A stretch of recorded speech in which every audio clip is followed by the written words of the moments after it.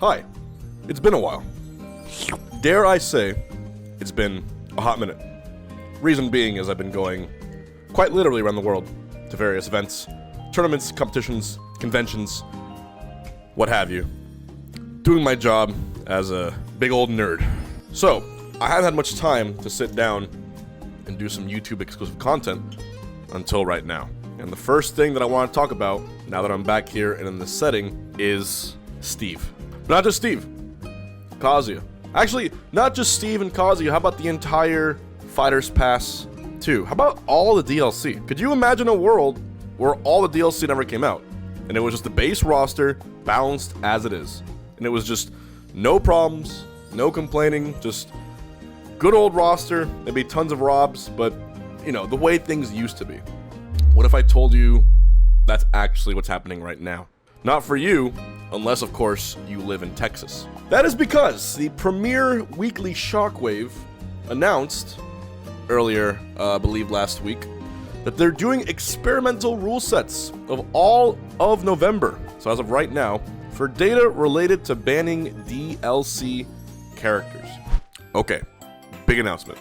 You can now buy me, Hbox. Whoa. Now, I mean a display of me. With today's video sponsored display, you can buy one of over 1.3 million designs to print out on high-quality metal posters to hang in your house and indulge in your geeky pleasure. Among those designs are tons of Team Liquid exclusive originals, including one featuring yours truly. You can support me right now by getting displays through a Black Friday deal.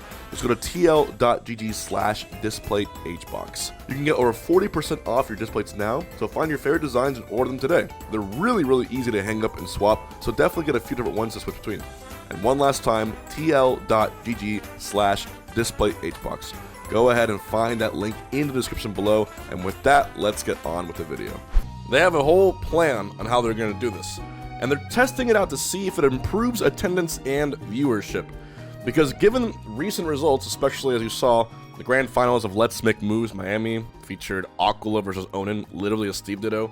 Aquila, of course, and I'm going to do a whole nother topic about him because he's an incredible player, the prodigy from Japan, also found himself in the grand finals of the Ludwig's Smash Invitational. Both of those featured a destructive 3-0. But in one, Aquila 3-0'd his opponent, and in one, Aquila got 3-0'd. And I'm sure you can guess which one is which. With all this happening, there's been a lot of discussion on whether or not Steve is good for the meta, or he should be banned. There's been reminiscence by Kazuya. Shockwave in Texas said enough is enough. We're going to put this in our own hands and see how it goes. So here is the November schedule. On week 1, they banned the entire Fighters Pass 2. On week 2, they banned Steve. On week 3, they banned Kazuya. On week 4, they banned only Steve and Kazuya. And on week 5, they have all DLC banned. And as of right now, I believe we're on week 3, which means this is the Kazuya banned week. The last weekly before the testing, before they started doing this, actually had a Yoshi win. The only Steve present at the tournament was actually Yanni. And Yanni ended up getting 5th place at this tournament. So it almost didn't really matter too much. I want you to know what happened.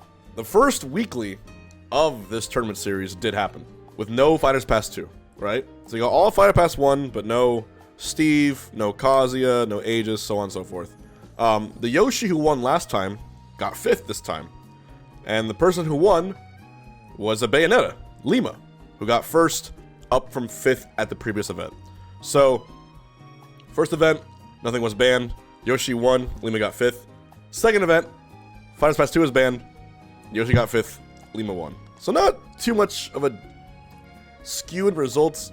I mean, the good players are still going to be the good players, of course. However, the one thing we should note is that in-person attendance for this event went from 67 to 91. If I take out my handy-dandy calculator here, really quickly, 91 minus 67 equals 24 divided by 67. That is a 36% increase in attendance. Pretty nuts, I would say. And here's the better part. The max stream viewers increased from 91 to 394. Holy shit, that's a lot. Granted, the event was advertised and talked about, and I think a lot of people wanted to see what would happen anyway. But then again, maybe a lot of people just wanted to see a tournament where they guaranteed didn't have to look at any competition or meta involving Fighters Pass 2 because they see it so often. Maybe it was unique, maybe it was fresh. All things considered, when you do the math right here, 394 minus 91 divided by the original 91, that's going to result in a whopping 330% increase in viewership. My God. So, with just this data alone from the Shockwave Weekly, it's worth discussing. Is this good for the local scene? Is it good for the major scene? And now, you're going to get the Hungrybox take on all this. Every tournament wants to have high attendance. Every tournament wants to have more viewership. More viewership means more eyes in the program, which means more potential sponsors in the program, which means more chances for companies to may want to put an advertisement on your tournament, which means more funds for the event, higher prize pots, so on and so forth. It feeds into itself. And in an ideal situation, your scene and tournament grows bigger and bigger and bigger. Everyone wants that. Very few people end up getting that. So when you have a jump in viewership like this, it's definitely worth noting. Now, for the major scene, Ultimate has had an incredibly good year in terms of viewership. I don't know if you guys see the video stats, or the viewership stats for Ultimate Summit 5 alone had, viewership in the 6 figures concurrently. It was absolutely incredible how many people tuned in to that event. And that event featured all the characters. It featured Fighter Pass 2, featured, Steve Kazuya, everyone that you want to think so. But I think the big draw of that event was the fact that Aquila, who was the best Steve player in the world, was present, and MK Leo, who at this point has proven to be the only person who can even destroy Steve to that level, got 9th place at that tournament after losing to Tweak in losers in an incredible set. From all that being said, maybe that it was caused the viewership to go up at all the good players, minus MK Leo, who got upset at 9th. Very astronomical occurrence. I think it's only happened, once or twice so far in the entire existence of Ultimate. Aquila still went, and you would think with no MK Leo, he'd win the whole event, but he didn't. Aquila ended up getting 4th, and I believe it was Proto Bonham who ended up winning the entire event. Fact of the matter is, no matter how much you want to change the rules, it still can't guarantee a massive change in results, right?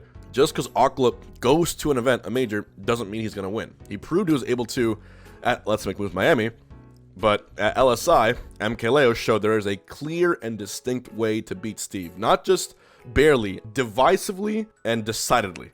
It is just very, very evident it exists. And it was sort of a statement to saying every other player just needs to get good enough to fight it. That's the question of Steve. When it comes to Kazuya, my boy Riddles, of course, did win Big House 10. But I think the good thing going for Kazuya is that I don't think he hurts viewership. I think Kazuya, while it might be a pain to fight against, he's a very stylish character. There's something about seeing someone get 0 to touch death in the way that he does it, which to me as a viewer is entertaining. I know not everyone's gonna agree with this, but I love watching that character. Steve, on the other hand, very, very different. But I can also think of characters I'd much rather watch less than Steve, right? Or I'd much rather not watch than Steve, in my opinion. I have my own characters, I have my own gripes. I think I'd much rather watch a Steve game than a, Pac-Man or Sonic game, for instance, or some slower characters which don't really do it for me. But that's not everyone, right? The question of banning and viewership and the question of the integrity of the scene simply comes to the fact, are these characters unfair? Are they hurting the scene? Do they deserve to be banned? And I'm going to say right now, no. I think local scenes should experiment. I think they should see what they can do in terms of fixing attendance and bringing it back. But I think the current narrative and the current way things are, until there is a sweep, like a top 4 sweep, 3 of the top 4 players are playing Steve, no one can beat him, it's every single time the same thing. Until that happens, I don't think a ban is warranted. The only time I would have warranted a ban ever in the history of Smash was, in some ways, Meta Knight and Brawl, which a lot of scenes did with the Unity rule set, and it, to mixed results. And, of course, had Smash 4 still existed and not died after that Evo set, I would have been heavily in favor of a Bayonetta ban. Because those are the two cases where the characters were so unbelievably far and ahead of the other characters that it simply wasn't fair to the rest of the cast, the rest of the players, and I think it wasn't good for the scene there either, at all. Especially when you had the Bayo wins and stuff, it just wasn't good for the sake of the game.